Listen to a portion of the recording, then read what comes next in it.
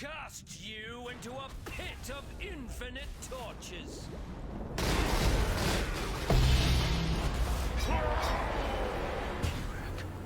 Sent you.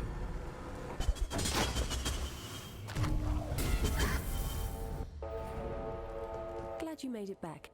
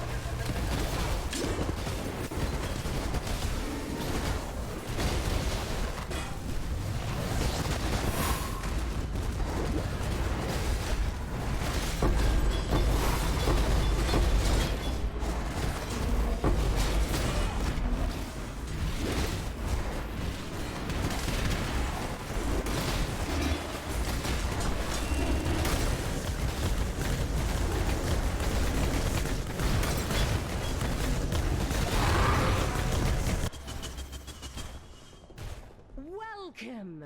Time has no meaning here. Your pain will be endless. The end of the cycle of madness.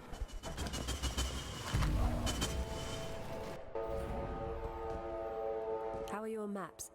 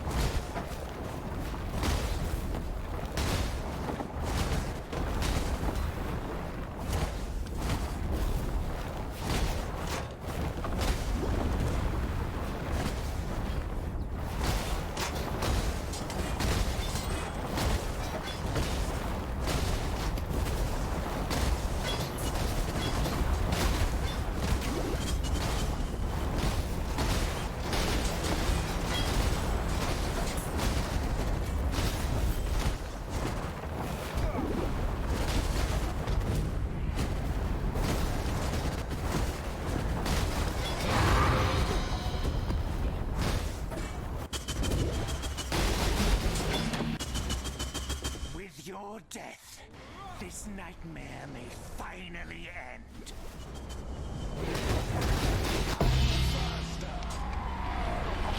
You've killed me 1,000 times, but though...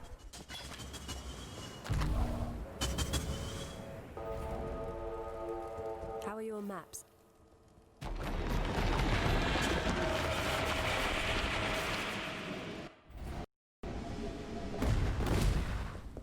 Did you...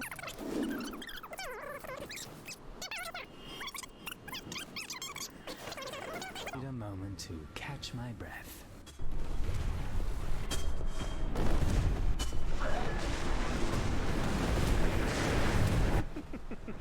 What's this? A real challenge? You finally caught my attention.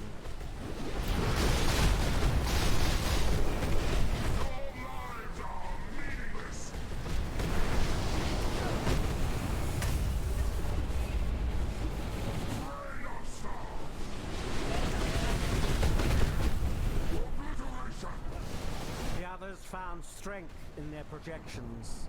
They became reliant on them. I am not so foolish. Watch! Guilty!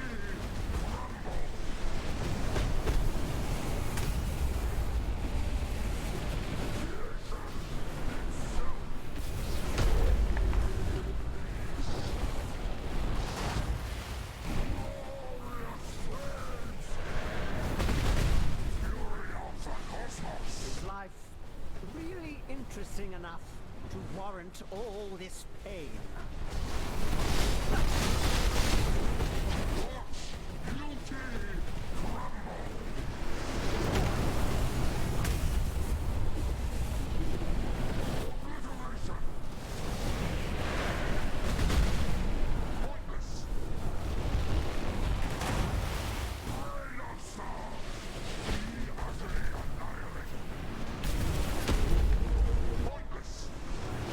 Edge of death, my heart races.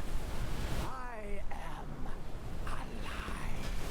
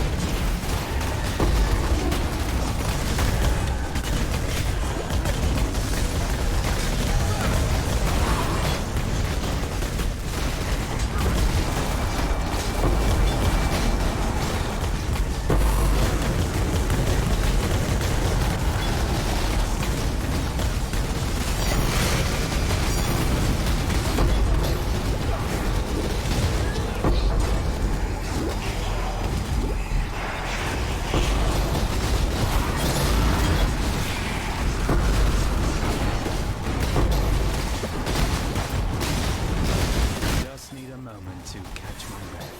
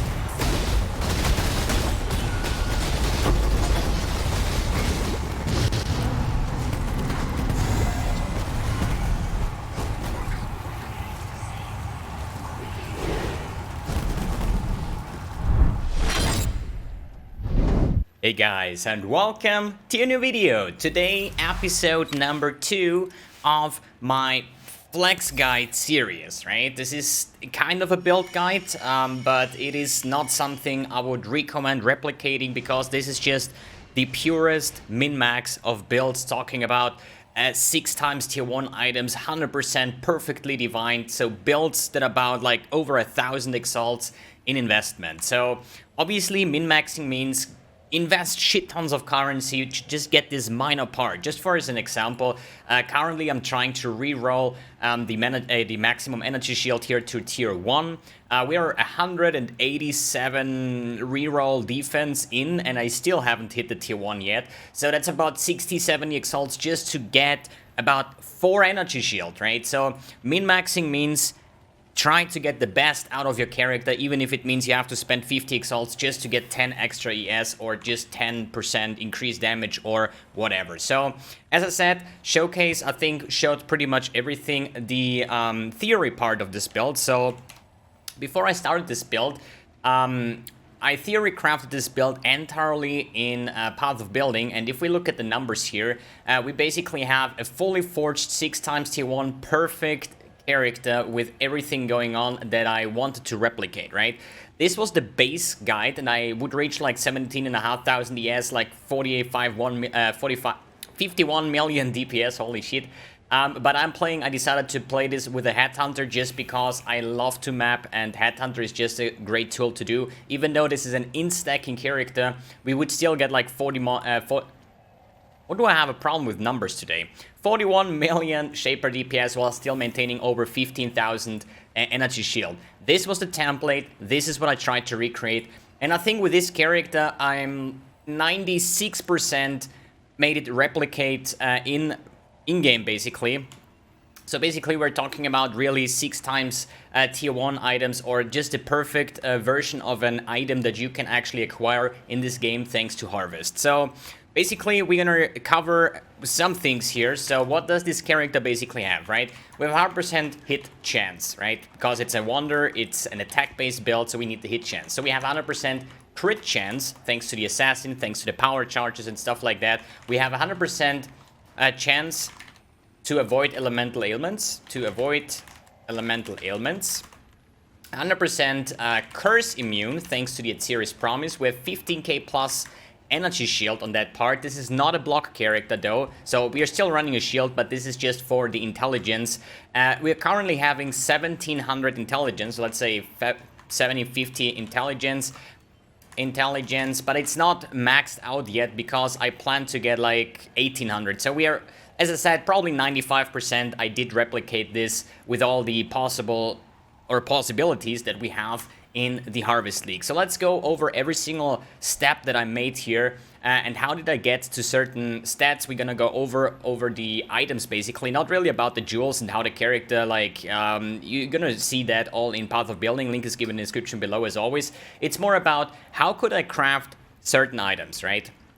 And how do I reach my checkpoint? So hit chance, obviously we need accuracy on the gear.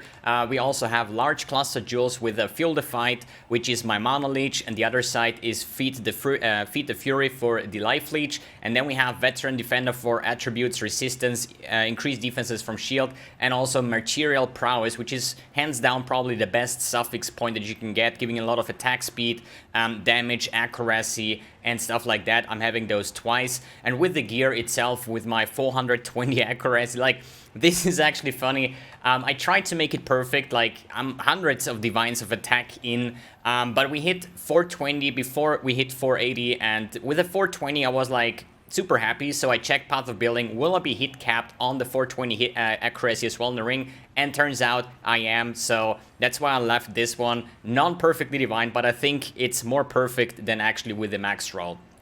Then we grab all the power siphon nodes, or at least like wonder nodes basically, with all the accuracy, and we're able to get 100% hit chance. The 100% crit chance, it comes mainly from the being an assassin with all the power charge nodes. We do run, I think, 8 power charges, which is 8 times 60% increased critical strike chance, with all the other fancy tools that we have on the tree that is giving a shit ton of crit strike chance. Then the Bottled Faith with the base crit.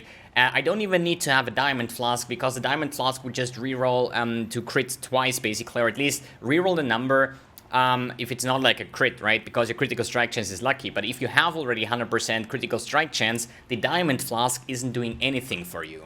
Then we have 100% chance to avoid elemental ailments. A tool that I love to use on every build basically. I used it in a Gladiator. Like every build that I play, I want to hit this stat, so we are immune to Ignite, Freeze, Chill, Shock. Like all of that is a thing from the past. Reaching that with the Shaper boot stat, 35% chance to avoid elemental ailments is a suffix. Then we have the on the helmet, crafted 25%, which is a total of 60%. Then we have this node over here, the elemental focus gives another 10%, so we are at 70%. And then I'm running one elegant form, which gives another 30% chance, so we are 100% chance, or at least immune to elemental ailments.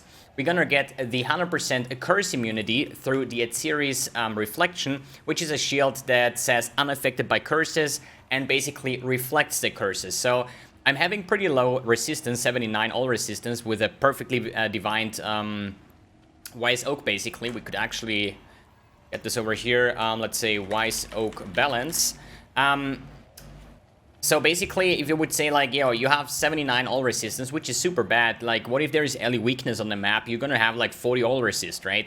No, that's not the case, because Atziri's Reflection makes me unaffected by curses, so I will maintain my resistance over there.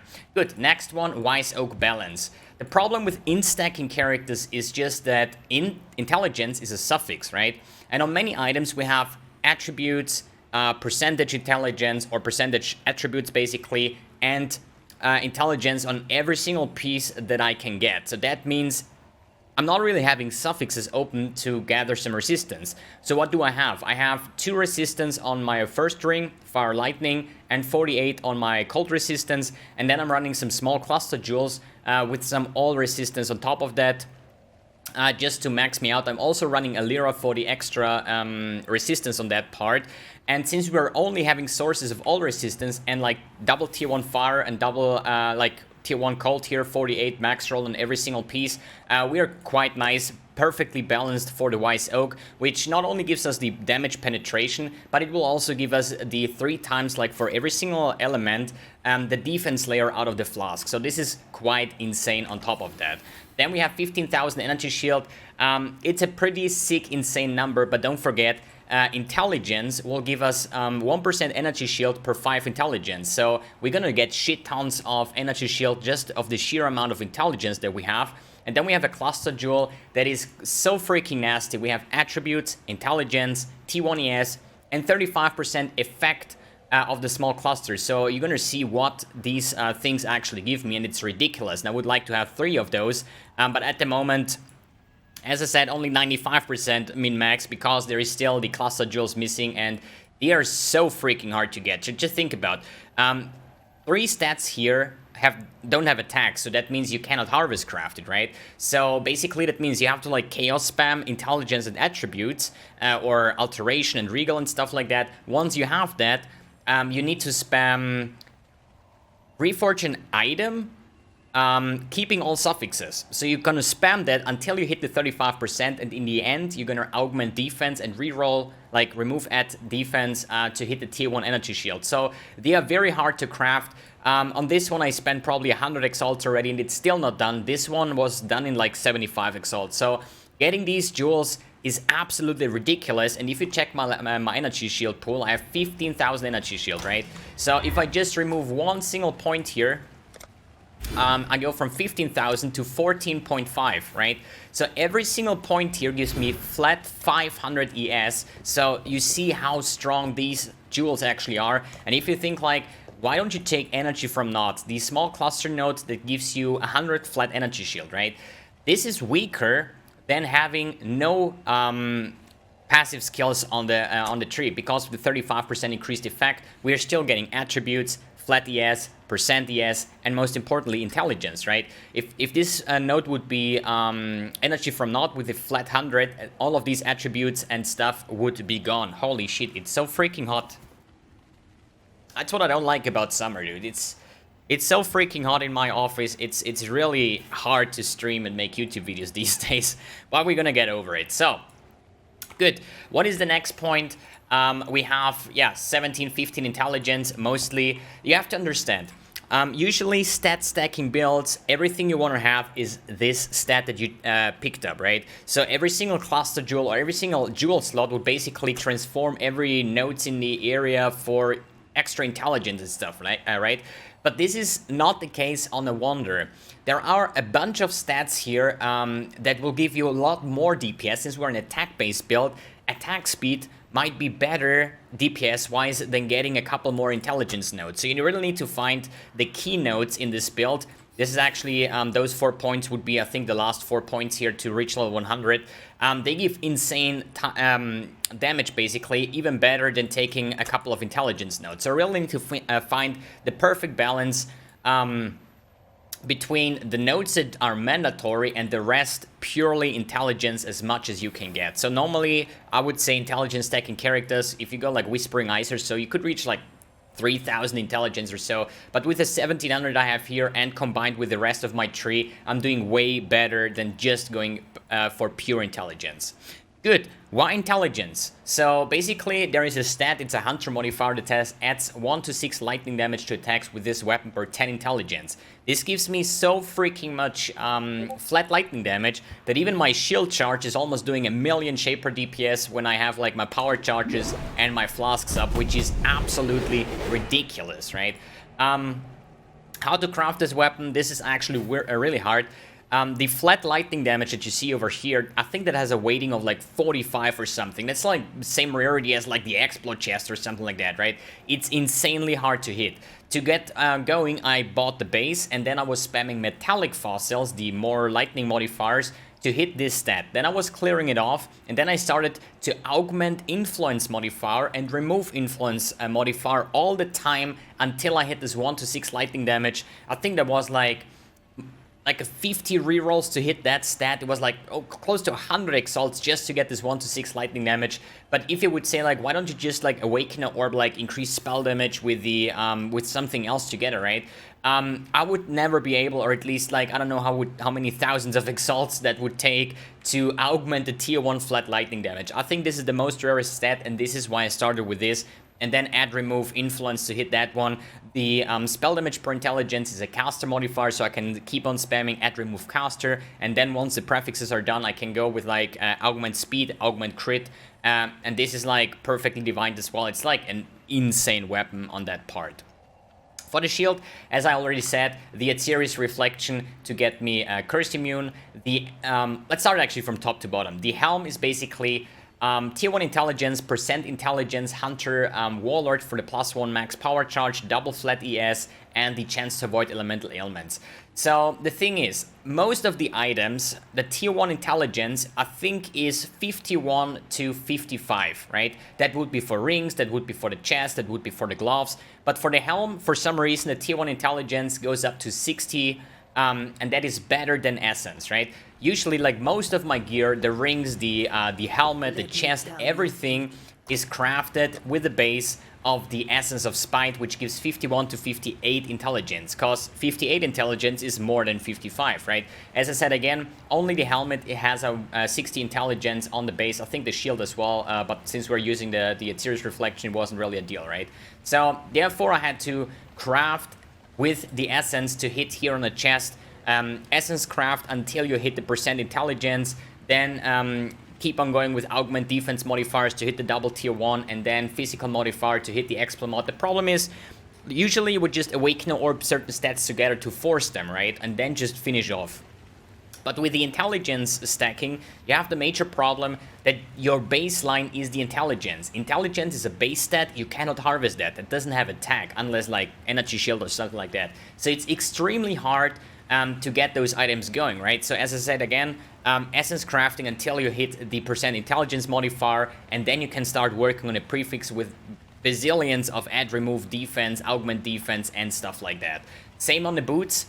Basically, the hardest items to craft was the wand with the add remove influence, right? The boots, because he was the same thing, I needed the essence craft. I needed the essence craft and hit the chance to avoid elemental ailments to block the third suffix, and then add remove influence to get the +2 projectiles, pierce projectiles basically, which is insane boost for the kinetic blast.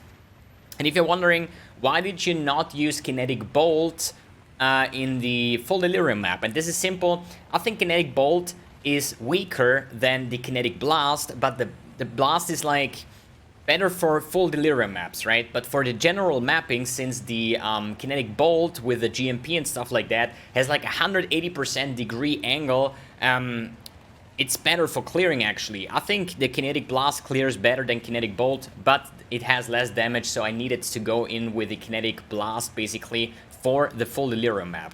So yet again, intelligence crafted, try to hit the chance to avoid elemental ailments, block it off, add remove influence. The same with the amulet.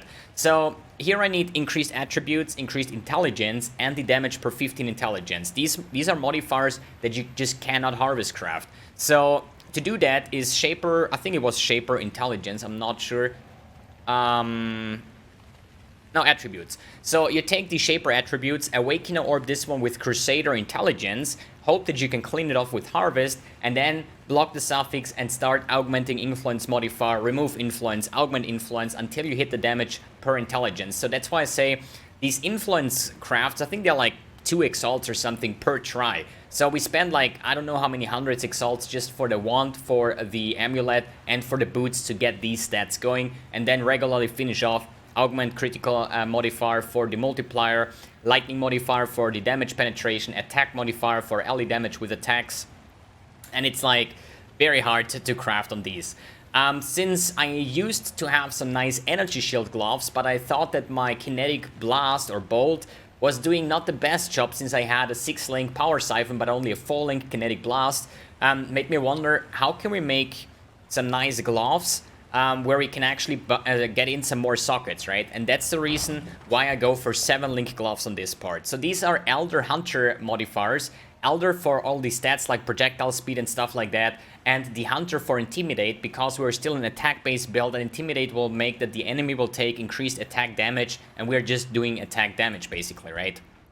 So here I have faster projectile speed, faster attacks, and the socket attacks have 70% multiplier, which is insane damage boost for the kinetic blast. And with all the attack speed, we have like insane, we have like 0.22 is like 5 attacks per second basically, or we can shoot out with like insane amounts of projectiles and explosions. One thing I want to mention on kinetic blast, which is actually nice, if there is a monster and you are like hitting it with kinetic bolt, even though it will pierce through, as soon as it impacts, it will generate the explosion. So one projectile can basically generate like 3 explosions on top of that, right? Which is pretty much insane. Good. What else to talk about? The rings are basically just intelligence, maximum energies, as energy shield, as well as the Crusader modifier, lightning damage per power charge, which is basically the same stupid thing as the damage per intelligence, since we're power charge stacking even. Will generate us shit tons of damage, as well as on power siphon for a single target. Other than that, ally damage with attacks, double resistance, here as well the same thing. Just instead of the second resistance, we went for the accuracy to get my character to 100% hit chance as well. Good. Tree-wise, we don't really have anything special over here besides the large cluster jewels and the small jewels that I was talking about earlier. Then a Watcher's Eye with Clarity, ES Mana, and Lightning Pen by Wrath. Here on the left side, we have a Transcendent Flash for all the multiplier that we get. And here, this is pretty nice, the Thread of Hope that will grant us here the Coordination, here the Area. Not even sure why I didn't skill that. Probably just because I really wanted to get the 15,000 energy shield. So now I'm missing 100, but I will get a lot more damage with that one. That's why I'm actually just juggling around with the energy shield nodes, because I think it's just look better when you have 15,000 energy shield on that part. But you would get technically Coordination, Area, here the S-Nut, Foresight, then here we have Deep Wisdom and also Arcane Focus. It's just so nice what you can get with a very large radius on your Thread of Hope. Then we have Ghost Reaver, which is the energy shield leech. We are CI, we are chaos immune, poison immune, stuff like that. It's just very insane.